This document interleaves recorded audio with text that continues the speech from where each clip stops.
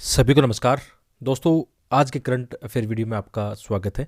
और आज की वीडियो में हम 10 और 11 जनवरी 2 दिन के द हिंदू और इंडियन एक्सप्रेस की कुछ अच्छी खबरें जो आपके एग्जाम के हिसाब से इंपॉर्टेंट है कवर करने वाले हैं। और आज का लेसन हमेशा की तरह बहुत अच्छा होगा, जिसमें प्री और मेंस के हिसाब से आपको टॉपिक देखने को मिलेंगे और आपको एक आइडिया लगेगा किस प्रकार आपको तैयारी करनी चाहिए। इसके अलावा साथ में आपको हमारी वेबसाइट के बारे में भी बताना चाहूँगा। बहुत सारे एस्पिरेंट चाहते हैं कि हमारे नोट्स और एमसीक्यू के बारे में उनको बताऊं, तो यहाँ पे मैंने प्री के लिए इंग्लिश और हिंदी दोनों मीडियम में कुछ एनसीईआरटी किताबों का या पॉलिटी का इनका आपको इकोनॉमी के मॉक टेस्ट मिल जाएंगे आपको, है ना। इनको बहुत अच्छे हैं क्योंकि जैसे आप एनसीईआरटी किताब पढ़ते हो या लक्ष्मीकांत पढ़ते हो तो फिर आपको मॉक टेस्ट चाहिए कुछ देने के लिए, ठीक है, जिससे आपकी तैयारी भी बहुत अच्छी हो पाए। तो ये आपके एग्जाम के हिसाब से इंपॉर्टेंट है, आप इनको देख सकते हो। इनका लिंक हमारी वीडियो के डिस्क्रिप्शन में है, आप इनको ज़रूर देखना और हमें सपोर्ट कर सकते हो, ठीक है। आगे बढ़ते हैं आज के पहली न्यूज़ पर। देखो, अपने लेसन से आपको एक फ़ायदा होगा। आप कई बार आप एक कमेंट करते हो या आपने क्वेश्चन देखे होंगे इन्वायरमेंट के या इकोनॉमी के, साइंस और टेक के, कि कुछ क्वेश्चन ऐसे होते हैं जो किताबों में नहीं मिलते हमें या मैगजीन में नहीं मिलते हैं, जो डायरेक्ट हमें मिलते हैं कहाँ पे, न्यूज़पेपर में। और वो भी मतलब न्यूज़पेपर से भी डायरेक्ट नहीं होते हैं। न्यूज़पेपर में उन चीज़ों का हिंट होता है। आपको फिर क्या करना होता है, यदि आपको ये पता है कि हाँ यूपीएससी प्री में इन्वायरमेंट की इस टाइप के क्वेश्चन पूछता है, तो जब आप न्यूज़पेपर पढ़ते हो तो आप अपना थोड़ा गहराई से अध्ययन कर सकते हो, थोड़ा खुद अपने प्रयास कर सकते हो, इंटरनेट पे सर्च कर सकते हो। तो उसके हिसाब से ये लेसन बहुत शानदार जा रहे हैं, ठीक है। और मैं खुद महसूस करता हूँ कि यार ये क्वालिटी वाले लेसन है जो मेरी एग्ज़ाम में काम आएंगे। यानी जब मैं तैयारी कर रहा हूँ तो आपकी तैयारी साथ हो रही है साथ में। मैं ऐसा मतलब ऐसा कभी नहीं करूँगा कि आपको कुछ कचरा या बहुत ज़्यादा पढ़ने लग जाऊँगा, वो नहीं करूँगा, क्योंकि मेरा भी करंट अफेयर का यहीं से हो रहा है। जो लेसन आपको पढ़ा रहा हूँ यही मैं पढ़ रहा हूँ, बस लास्ट में एक मैगजीन हम देख लेंगे, विजन की मैगजीन देख लेंगे। जो जो चीज़ें यहाँ से छूट जाती है वो मैगजीन से कवर हो जाएगी, तो चिंता करने की आवश्यकता नहीं है। जो हम पढ़ रहे हैं वो ठीक पढ़ रहे हैं। तो जो पहला टॉपिक है कि ये किसके बारे में आया था, ये कल न्यूज़पेपर में आया था। तो इसमें बताया गया था कि जो वायनाड है, ठीक है, केरल के अंदर वायनाड जो अभयारण्य वाइल्ड लाइफ सेंचुरी है, उसके बारे में बताया गया था कि यहाँ पे क्या हो रहा है, मानव और पशु के बीच में संघर्ष बढ़ रहा है। और इसमें एग्जाम्पल देके बताया गया था कि जो जंगली हाथी है उनके काफ़ी हमले देखे जा रहे हैं इसमें। देखो, इसमें जीव जंतुओं की कोई गलती नहीं है। हम देख रहे हैं कि जैसे जैसे पॉपुलेशन बढ़ रही है, जैसे जैसे चीज़ों की डिमांड बढ़ रही है, इंफ्रास्ट्रक्चर की डिमांड बढ़ रही है, एग्रीकल्चर का क्षेत्र फैल रहा है, ठीक है, तो इसके चक्कर में क्या हो रहा है, जो जंगल है वो कम हो रहे हैं। तो हाथियों की जो आवाजाही होनी चाहिए थी, ठीक है, तो वो कम हो पा रही है। तो जिसके कारण क्या हो रहा है, यहाँ पे बताया गया है कि जो वायनाड वाइल्ड लाइफ सेंचुरी है उसके आसपास जो किसान हैं उनकी फसलों को काफ़ी नुकसान हो रहा है। कई बार यह देखने को मिलता है कि इस संघर्ष में दोनों को नुकसान होता है, जीव जंतु भी मारे जाते हैं और इंसान भी इसमें कई दुर्घटना में शिकार हो जाते हैं। तो इनके कई सारी चीज़ें इसमें साथ में बताई गई है। तो देखो, ये चीज़ें कहाँ काम आएगी, ये चीज़ें काम आएगी आपकी मेंस के एग्जाम में। कई बार ऐसे क्वेश्चन आते हैं इन्वायरमेंट के, जैव विविधता के, जीएस3 के अंदर, जहाँ पे कुछ आपको एग्जाम्पल देख के बताना होता है, केस स्टडी बतानी होती है। तो वहाँ पे एग्जाम्पल आप खुद इस्तेमाल करोगे, आप बताओगे कि हाँ ऐसा हो रहा है, हाल ही में केरल में ऐसा हुआ, तो आप अपनी तरफ से एग्जाम्पल बता रहे हो। और प्री एग्जाम में आपके क्या काम का है, जब वाइल्ड लाइफ सेंचुरी आ रही है तो अपनी ये काम का है, क्योंकि कितने क्वेश्चन आपको मैं गिनाऊं, जब आप प्रीवियस ईयर क्वेश्चन देखते हो तो ये इन्वायरमेंट के अंदर इतने क्वेश्चन भरे पड़े हैं, नेशनल पार्क के, टाइगर रिजर्व के, वाइल्ड लाइफ सेंचुरी के, और जो चर्चा में रहता है वहीं से क्वेश्चन डायरेक्ट आते हैं। तो पढ़ते समय जब आप न्यूज़पेपर पढ़ रहे हो, आप कोई भी न्यूज़पेपर पढ़ रहे हो, उसके अंदर आपको लगता है कि हाँ यार ये तो पहले क्वेश्चन यूपीएससी पूछ चुका है इसे। तो इस दृष्टिकोण से आपका बहुत मजा आने वाला है।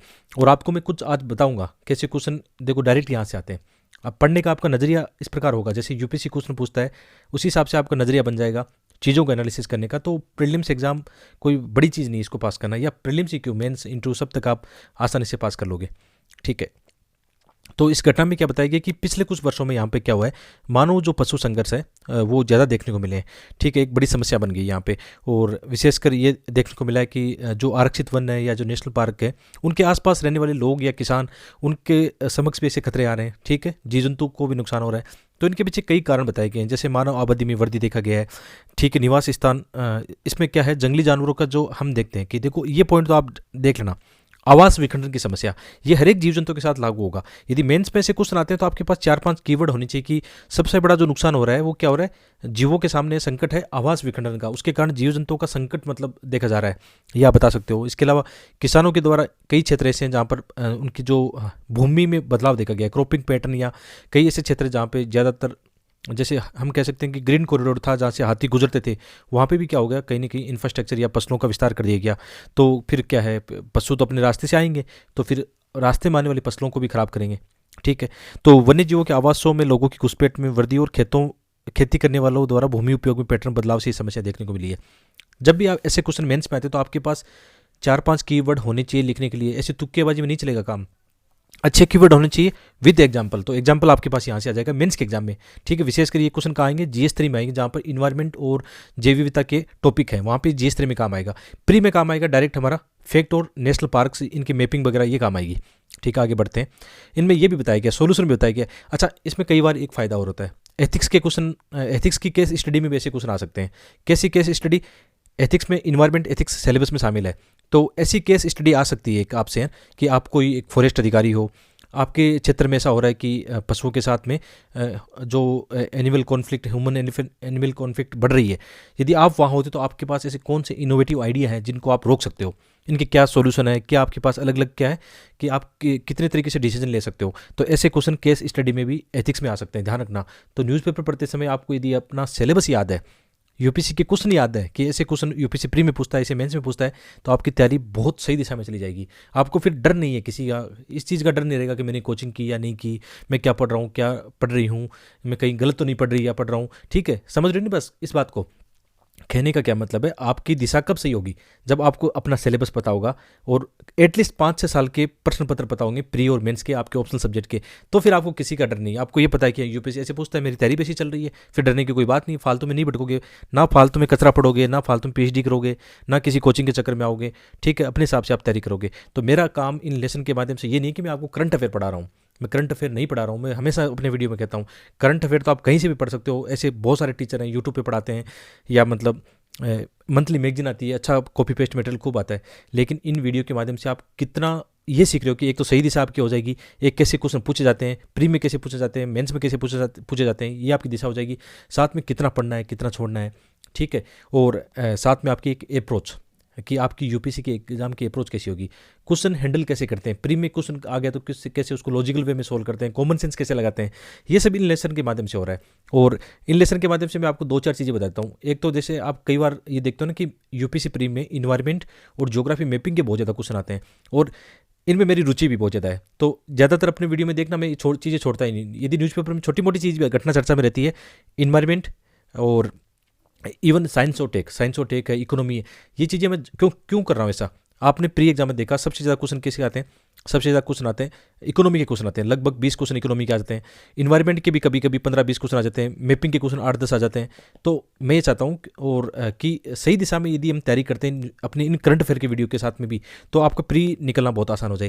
क्योंकि यार देखो, पॉलिटी आप पढ़ लोगे लक्ष्मीकांत से या NCERT पढ़ लोगे, हिस्ट्री आप मॉडर्न हिस्ट्री स्पेक्ट्रम या NCERT किताबें पढ़ लोगे, लेकिन जो अन्य चीज़ें हैं जहाँ पर हिंदी मीडियम के विद्यार्थी ज़्यादा समस्या फेस करते हैं, तो इन वीडियो को आने के बाद में मैं कह सकता हूँ कि जब से हमने ये सीरीज शुरू किया ना, तो मैं खुद एक पॉजिटिव फील कर रहा हूँ कि जो एस्पिरेंट ये वीडियो देख रहे हैं 2023, 24, 25 में जो भी एग्जाम दे रहे हैं, तो निश्चित रूप से उनको एक अच्छा फीलिंग आए कि हाँ हम सही दिशा में बढ़ रहे हैं आगे। ठीक है, बाकी मैं आपको रोकूंगा नहीं, जो आप कर रहे हो, अपना वीडियो देख रहे हो या करंट अफेयर की मैगजीन पढ़ रहे हो, न्यूज़पेपर पढ़ रहे हो, आप पढ़ते रहो। ठीक है, इन लेसन के माध्यम से आपको एक सही दिशा देने का मेरा एक लक्ष्य रहेगा हमेशा। ठीक है, बढ़ते आगे। कुछ बीच में ऐसी बातें बताऊँगा प्रैक्टिकल वाली, जिससे आपको एक सही दिशा मिले। तो बीच में थोड़ा बहुत वीडियो बड़ा हो जाए तो इसके लिए माफ़ी चाहूँगा आप लोगों से, है ना। ठीक है, तो संघर्ष को कम करने के उपाय, जैसे हम इस लेसन को पढ़ रहे थे, कितने दृष्टिकोण से इसको देख सकते हैं कि ये आपके कहाँ काम आएगा। GS3 में काम आएगा, जहाँ पे इन्वायरमेंट का टॉपिक है। GS4 में कहाँ कैसे इस्तेमाल करोगे, इन्वायरमेंट इथिक्स है, वहाँ एग्जाम्पल के रूप में इस्तेमाल करोगे, या डायरेक्ट केस स्टडी ऐसी आ जाएगी, डायरेक्ट ऐसी केस स्टडी आ जाएगी जहाँ पे आपके पास ये पॉइंट होनी चाहिए कि आप फॉरेस्ट अधिकारी होते हो तो आपके पास कौन कौन से विकल्प है, कौन से सॉल्यूशन है, कौन सी इनोवेटिव आइडिया आपके पास में, वहाँ इस्तेमाल कर लेना। और प्रीलिम्स एग्जाम में तो मतलब डायरेक्ट इनडायरेक्ट क्वेश्चन यहाँ से देखने को मिलेंगे। तो यही चाहता हूँ, ये इसको हम इस्तेमाल कर सकते हैं कहाँ पे, ऐसे में भी, ऐसे राइटिंग में, जैसे कोई इन्वायरमेंट का ऐसे लिख रहे हो और वहाँ पे आपको कोई इनोवेटिव एग्जाम्पल केस स्टडी लिखनी हो, तो आपके पास केरल वाली केस स्टडी है कि वहाँ ऐसा किया उन्होंने। ठीक है, ऐसे उन्होंने दोनों को फायदा पहुँचाया, किसको, किसानों को, और प्लस जो एनिमल है उनको भी बचाया। समाधान है आपके पास, आप एक समाधान के रूप में ग्रीन कॉरिडोर बोल सकते हो कि जैसे पहले वाले कॉरिडोर खत्म कर दिए हमने, तो हम कुछ ऐसे आजकल क्रिएट कर सकते हैं, ऐसे ग्रीन कॉरिडोर है, ऐसे कॉरिडोर क्रिएट भी किए जा रहे हैं। ठीक है, तो संघर्ष को कम करना ही एकमात्र समाधान है। और सरकार और समाज, देखो ये कहाँ पे काम आता है, ये भी बहुत इंपॉर्टेंट चीज़ है। विशेषकर जब आप निष्कर्ष लिखते हो किसी क्वेश्चन में, तो वहाँ पे निष्कर्ष में लिख सकते हो कि इस समस्या का समाधान आपको यहाँ नजर आता है, कहाँ, जहाँ पे लोग आपस में मिल जाएं, जन भागीदारी निभाएं, सरकार के साथ मिल जाए, प्रशासन के साथ मिलकर काम करें, तो वहाँ पे ऐसी चीज़ें जो समस्या है वो कम होने लग जाएगी। तो सरकार और समाज दोनों को एक इकाई के रूप में मिलकर काम करना चाहिए, और जंगल और उसके किनारे पर वन्य जीव व मानव अस्तित्व के लिए दृष्टिकोण को बदलना चाहिए। ठीक है, दोनों को एक दूसरे का ध्यान रखना पड़ेगा, साथ में ऐसे लोगों को शामिल करते भागीदारी कार्यक्रम। ठीक है, और इसके अलावा वन संरक्षण को अधिक प्रभावी बनाया जाना चाहिए। तीन चार यहाँ पे कीवर्ड है जो आपकी मेंस के एग्जाम में काम आएंगे। तो ये आप समझ गए होंगे। अब तक जो पढ़ रहे थे मेंस में ज़्यादा काम आएगा, प्री में क्या काम आएगा उस पर चलते हैं। ठीक है, प्री में ये काम आएगा कि जो वायनाड वन्य जीव अभयारण्य है ना, अब आपकी जिम्मेदारी क्या है, पूरा पता होना चाहिए, कौन सी नदी गुजरती है, कौन सी पहाड़ी है, कौन से जीव जंतु पाए जाते हैं। ठीक है, कौन से बायोस्फीयर का भी ये पार्ट है। चार पांच चीज़ें आपको प्री के दृष्टिकोण से पता होनी चाहिए। तो इसके बारे में छोटी सी शॉर्ट में इसको देख लेते हैं। तो ये कहाँ पे स्थित है, केरल राज्य में स्थित है, ये पहले पता होना चाहिए। वायनाड जिले में अवस्थित वायनाड वन्यजीव अभयारण्य, ये किसके पास में, जैसे मुद्दुमलई वन्यजीव अभयारण्य है, बांदीपुर राष्ट्रीय उद्यान है, नागरहोलो राष्ट्रीय उद्यान है, मुकुर्ती राष्ट्रीय उद्यान, ये किसका पार्ट है, कहने का मतलब ये किसका पार्ट है, नीलगिरी बायोस्फीयर का पार्ट है। और नीलगिरी बायोस्फीयर को अपने वीडियो में कम से कम अब तक 5 बार पढ़ा चुका हूँ। और क्यों पढ़ा चुका हूँ आपको पहले आगे जाके बताऊंगा, क्यों ये क्यों इंपॉर्टेंट है जो चीज़ें हम पढ़ रहे हैं। ठीक है, तो वायनाड किसका पार्ट है, नीलगिरी का पार्ट है, ये आपको पता हो गया, कहाँ पे, केरल में है। और इसका कितना क्षेत्र है कोई इंपॉर्टेंट नहीं है। इसमें कौन सी पहाड़ियाँ हैं, कौन सी रेंज है, ठीक है, ये इंपॉर्टेंट है। जैसे यहाँ पे नाम लिखा हुआ है सुल्तान बथरी, मुत्थागा, कुरुचिएट और थोलपेटी। कभी कभी बहुत बेकार किस्मत होती है ना एस्पिरेंट की, तो ऐसे क्वेश्चन आ जाते हैं कि ये यहाँ पे माउंटेन रेंज है या वन रेंज है। ठीक है, वन रेंज है या माउंटेन रेंज है, जो भी है ना, ये देख लेना आप। ठीक है, तो यहाँ पे फॉरेस्ट रेंज इनको कहा गया है। ठीक है, और नदी कौन सी है, ये बहुत इंपॉर्टेंट है, ये नदी है काबिनी। ठीक है, काबिनी या काबिनी, हाँ यहाँ पे थोड़ा मिसप्रिंट है, काबिनी रिवर है, जो किसकी सहायक नदी है, कावेरी नदी की सहायक नदी है। ठीक है, आगे इसकी लोकेशन देखते हैं तो आपको ज़्यादा क्लियर होगा मामला। आप 3-4 फैक्ट जरूर याद रखना, कहाँ पे, केरल में स्थित है, और नीलगिरी बायोस्फीयर का पार्ट है, और यहाँ पे कौन सी नदी बहती है। कम से कम 3-4 डिटेल तो आपको इसकी पता होनी चाहिए।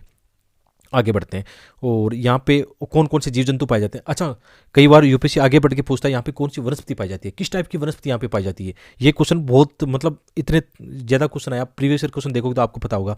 तो यहाँ पे पाए जाने वाले वन कौन से, दक्षिण भारतीय नम पर्णपाती वन। अब इसका इंग्लिश भी आपको थोड़ा देख लेना चाहिए, मॉइस्ट डेसिडियस फॉरेस्ट। ठीक है, ये यहाँ पे है, क्योंकि आपको ये पता होगा ना, ज्योग्राफी पता होगी कि यहाँ पे कितनी वर्षा होती है, तो आप इसको इजीली कर लोगे बाद में। तो ज्योग्राफी की एनसीईआरटी पढ़ते समय ध्यान रखना, वर्षा कहाँ कहाँ कितनी कितनी होती है, थोड़े थोड़े ढंग से पैटर्न को समझ लेना, क्योंकि वहाँ पे वैसे ही एग्रीकल्चर होगा, वैसा ही वहाँ पे क्या होगी, जीव जंतु होंगे, जैव विविधता होगी, वैसी ही वहाँ की वनस्पति होगी।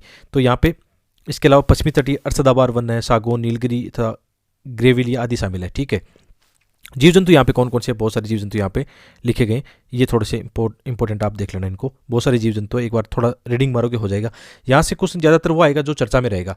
जैसे आपने वो देखा हो ना, कौन सा टेल मकक है ना, वो लोइन टेल मकक, वो भी पूछा गया कई बार एग्जाम में, क्योंकि उसको लेकर काफ़ी चीज़ें हुई है। एक तो मतलब आयुषन की कैटेगरी में उसको शामिल किया गया था, या कुछ संकट आया होगा, इसलिए वो कई बार क्वेश्चन ऐसे बन जाते हैं। तो जैव विविधता भी हो गया। ठीक है, इतने डिटेल काफ़ी होती है, इससे ज़्यादा क्या पढ़ोगे। मतलब एक वन्य जीव अभयारण्य के बारे में आपको 5 चीज़ें पता है कि कहाँ है, लोकेशन, मैपिंग, कौन सी नदी, कौन से पहाड़, कौन सी जीव जंतु, तो सफिशिएंट है। तो इसका देख लो लोकेशन कहाँ पे, केरल में, यहाँ पे है, ये लोकेशन है। और ये नीलगिरी का पार्ट है, तो नीलगिरी के अंदर बहुत सारे हैं। ठीक है, वायनाड भी है, बांदीपुर भी है। ठीक है, बहुत सारे, यहाँ पे मुकुर्ती नेशनल पार्क भी है। ठीक है, बहुत सारे इसमें डिटेल दी गई है। तो ये होमवर्क हमेशा बोलता हूँ आपको कि होमवर्क कर लिया आपने।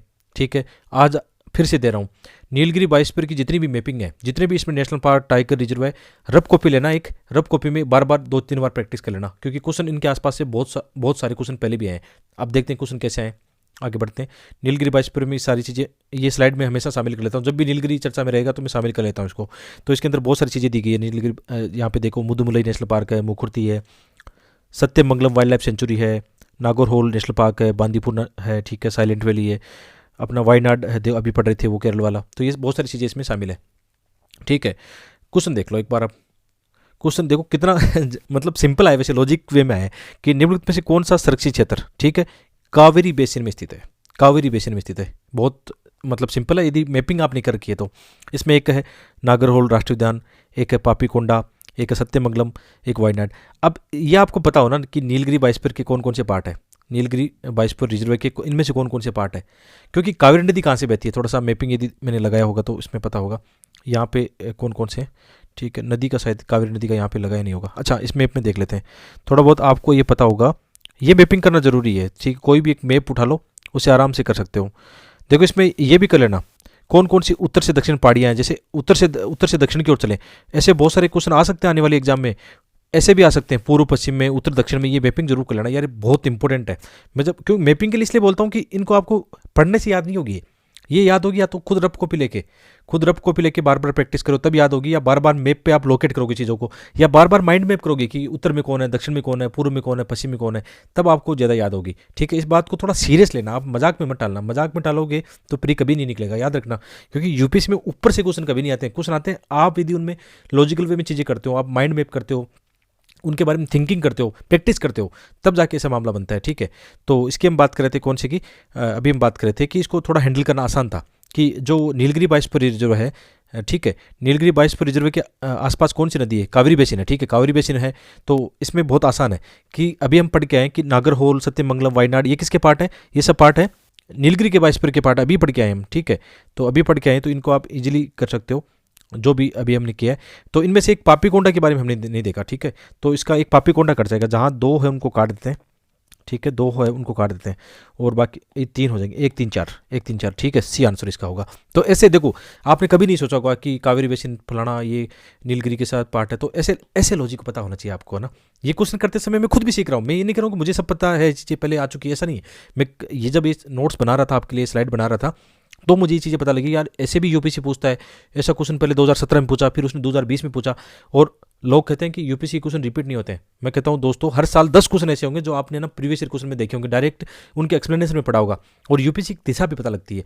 मैं अभी हाल ही में क्या कर रहा था, मैं आपके लिए 10 साल के प्रीवियस ईयर पेपर बना रहा हूँ, अभी भी शायद 2-4 दिन और लग जाएंगे। आप में से बहुत सारे कमेंट करते कब आएगा कब आएगा, यार मुझे ख़राब रिलीज़ करना होता तो मैं कभी का कर चुका होता, है ना।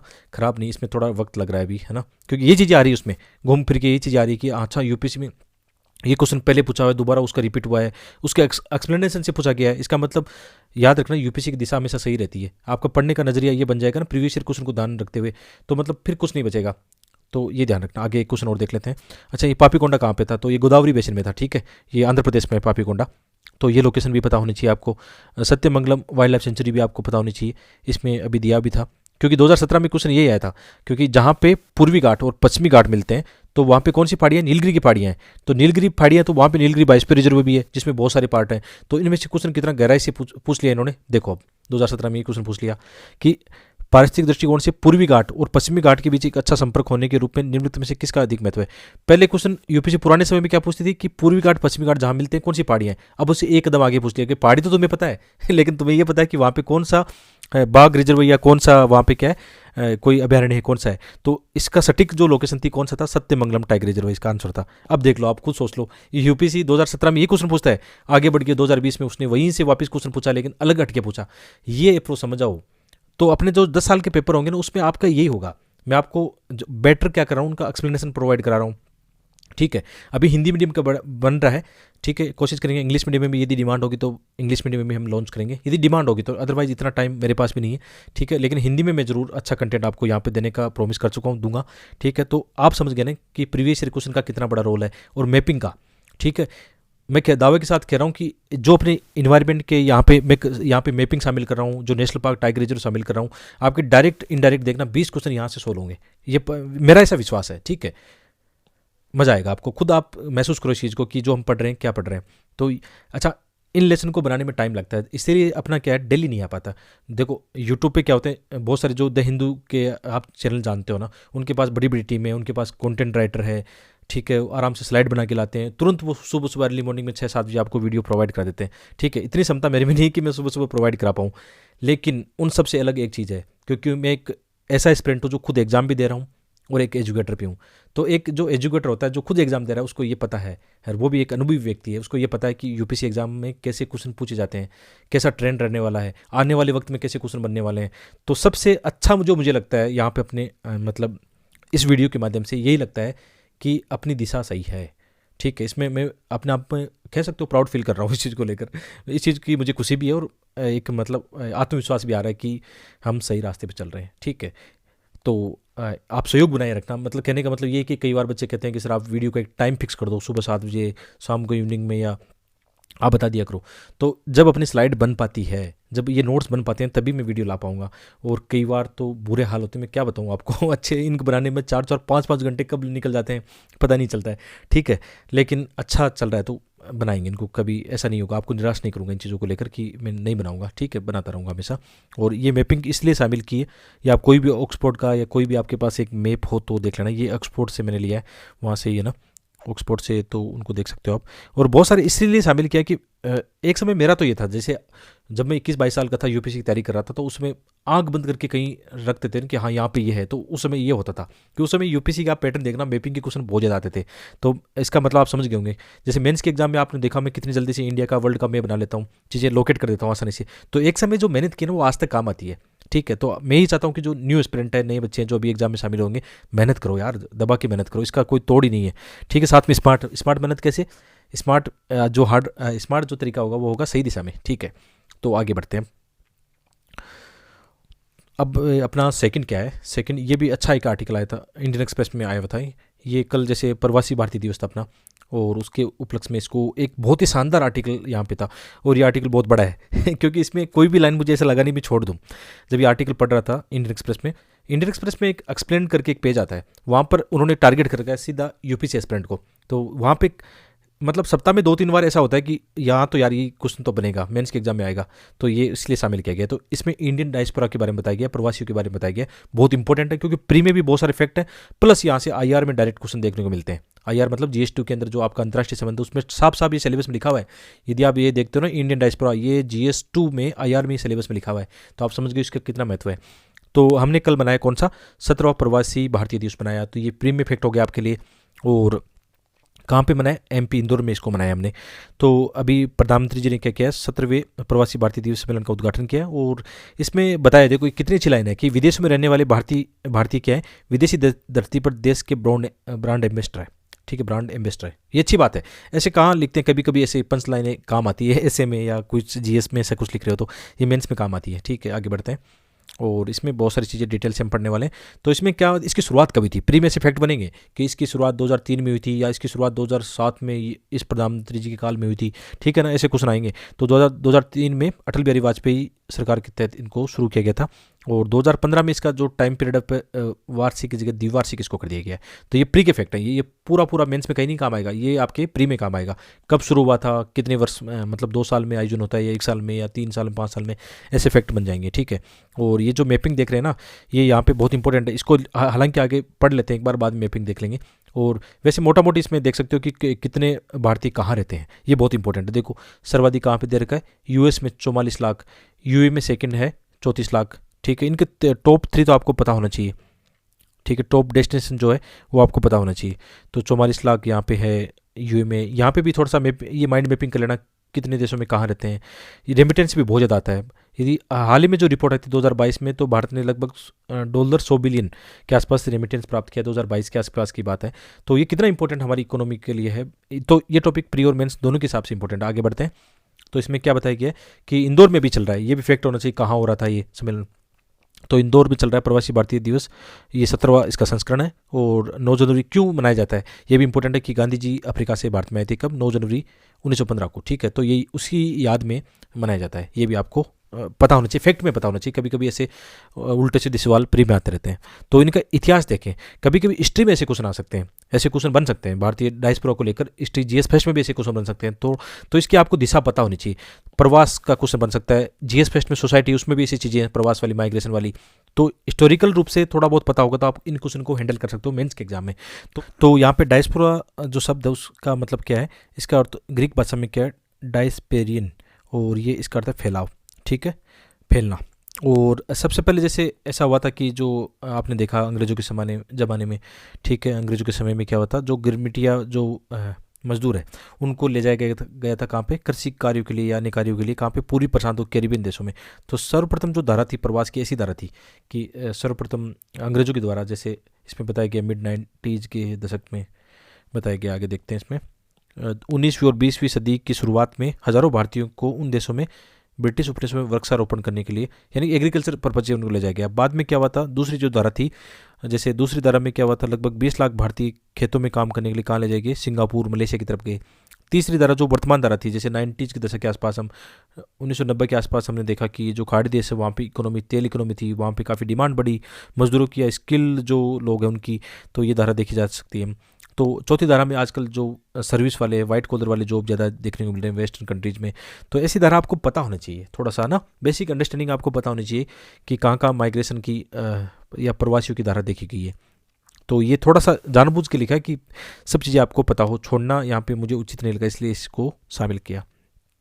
आगे इसमें जैसे ये पता होना चाहिए इनका वर्गीकरण, कि जैसे कई बार कन्फ्यूज होता है ना कि एनआरआई क्या होता है, पीआईओ क्या होता है, या ओसीआई कार्ड धारक कौन होते हैं, ये आपको पता होना चाहिए। तो इनको 3 कैटेगरी में रखा गया है, जो प्रवासी भारतीय इनको 3 कैटेगरी में रखा गया है। एक अनिवासी भारतीय यानी एनआरआई, और एक है भारतीय मूल के व्यक्ति यानी person of Indian origin PIO, और एक थर्ड है भारत के विदेशी नागरिक, ठीक है, overseas citizen of India, OCI card धारक जिनको बोलते हैं कई बार। तो ये 3 कैटेगरी बनाई गई है, एक कैटेगरी शायद इसमें समाप्त कर दी, उसके बारे में दिया गया है। तो यहाँ पे एनआरआई कौन है, अनिवासी भारतीय कौन है, उसके बारे में पता होना चाहिए कि वे भारतीय जो विदेशों के निवासी है, ठीक है, विदेशों के रेजिडेंट है। और एक व्यक्ति को एनआरआई माना जाएगा यदि वह वित्तीय वर्ष के दौरान 182 दिन या उससे अधिक समय तक भारत में नहीं रहा, या उसमें कई देखो शर्तें हैं, इसको आप एक दो बार रीडिंग मारोगे समझोगे, इजीली समझ में आ जाएगा। कुछ ये शर्तें हैं जिनको आपको देखना चाहिए, क्योंकि नागरिकता का जो चैप्टर है उससे क्वेश्चन पहले भी आए हैं ऐसी चीज़ों को जोड़कर, ठीक है, थोड़ा पता होना चाहिए।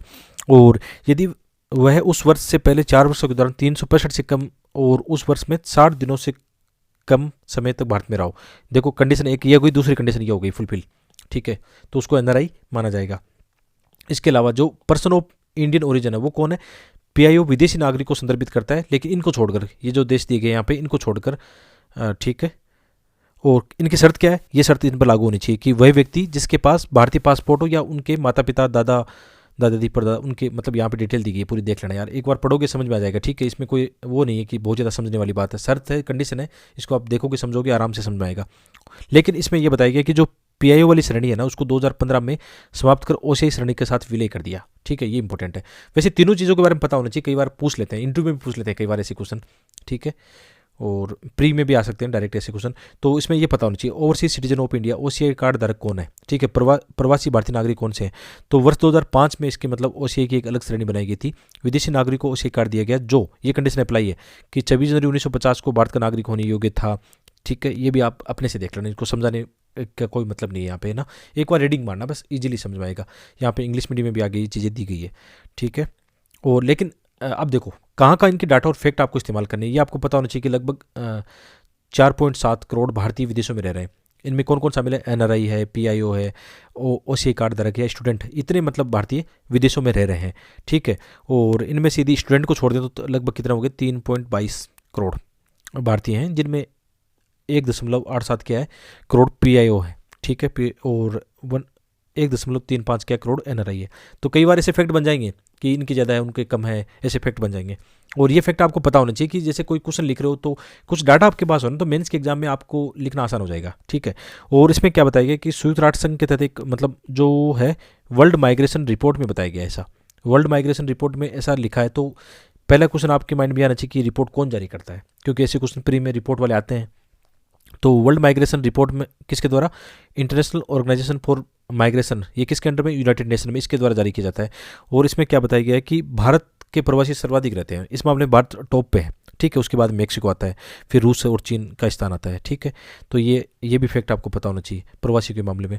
और इसके यदि हम भौगोलिक विस्तार की बात करें तो कहाँ कहाँ कितने लोग रहते हैं इसकी डिटेल भी यहाँ पे दी गई है। सर्वाधिक आपको थोड़ा बहुत 4-5 देशों के नाम पता होना चाहिए, जैसे संयुक्त राज्य अमेरिका में 44 लाख, यूके में लगभग 17 लाख है, यूएई में काफ़ी है 34 लाख है, ये भी आपको इसमें पता होना चाहिए। इसके अलावा रेमिटेंस के मामले में भी आपको चीज़ें पता होनी चाहिए, क्योंकि हाल ही में रेमिटेंस के मामले में भारत ने रिकॉर्ड तोड़ा है, ठीक है, $100 बिलियन भारत ने प्राप्त किए हैं। तो इसके क्वेश्चन बन सकते हैं। तो विश्व बैंक के अनुसार ये आया था, एक रिपोर्ट आई थी विश्व बैंक की, उसके अनुसार क्या बताया गया, वर्ल्ड बैंक के अनुसार क्या बताया गया कि भारत, क्योंकि रेमिटेंस का एक बड़ा रोल होता है, भारत जैसा विकासशील राष्ट्र है उसके लिए तो रेमिटेंस और इंपॉर्टेंट है, वो भी इस समय जब कोविड-19 से इनसे हम निकल रहे हैं तो उसमें और बड़ा रोल हो जाता है। तो नवंबर 2022 में विश्व बैंक की रिपोर्ट आई थी, कौन सी, यहाँ पर रिपोर्ट देख सकते हो, world bank migration and development.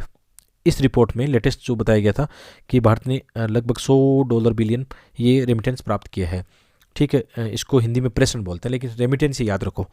और इसमें टॉप कौन है, कौन से टॉप देश हैं वो भी आपको पता होना चाहिए। इस रिपोर्ट में, वर्ल्ड माइग्रेशन रिपोर्ट में क्या बताया गया है, इसमें बताया गया है कि टॉप पे इंडिया है, फिर चाइना है और मेक्सिको, ये टॉप, ये भी पता होना चाहिए। ऐसा क्वेश्चन आ सकता है डिसेंडिंग असेंडिंग ऑर्डर में से, क्वेश्चन प्रीलिम्स में आ चुके हैं पहले भी और दोबारा भी आ सकता है, तो ये भी आपको पता होना चाहिए। देखो इसमें कितना ये एक आर्टिकल था, इतना बड़ा था, मुझे लगा कि यार इतना ये बोरिंग करने वाला हो जाएगा, लेकिन बाद में लगा कि यार यहाँ से तो डायरेक्ट क्वेश्चन आते हैं प्री और मेंस में, तो इसकी एक एक लाइनें छोड़ना ठीक नहीं रहेगा। तो जितना मैं समझा पाया हूँ आपके समझ में आया, अच्छी बात है, और समझ में कम आया क्योंकि टॉपिक थोड़ा बोरिंग था और समझ में कम आया, तो एक बार दो बार रीडिंग मारना, ईजिली समझ में आ जाएगा, सब चीज़ें एक ही जगह आपको मिल जाएगी। मेंस में कई बार ऐसे क्वेश्चन आते हैं कि भारतीय डायस्पोरा का महत्व क्या है, तो इसमें बहुत सारे फायदे हैं, जैसे भारत की एक सॉफ्ट पावर को बढ़ाना हो गया, क्योंकि भारत के लोग जब विदेशों में रह रहे हैं, अच्छे अच्छे पदों पे हैं, तो वहाँ पे भारत की अपने आप साख बढ़ती है, वहाँ की जब पॉलिसी बनती है तो उसके अंदर भारत का हमेशा महत्व रहता है। प्रवासी कूटनीति के रूप में इस्तेमाल कर सकते हैं, कितना रेमिटेंस भारत में आता है, तो जीडीपी को कितना फायदा होता है, जो हमारा चालू खाता घाटा है वो कम हो जाएगा, भुगतान संतुलन की समस्या कम हो जाएगी क्योंकि बाहर से डॉलर आ रहा है। ठीक है, बड़ी संख्या में भारतीय मूल के व्यक्ति अलग अलग देशों में कई राजनीतिक पदों पर या बड़े संगठनों में काम कर रहे हैं, तो उससे भी भारत की एक साख बनती है। तो ये मेंस के कीवर्ड है, ये मेंस में जरूर ध्यान रखना, बहुत इंपॉर्टेंट है, कीवर्ड काम आएंगे।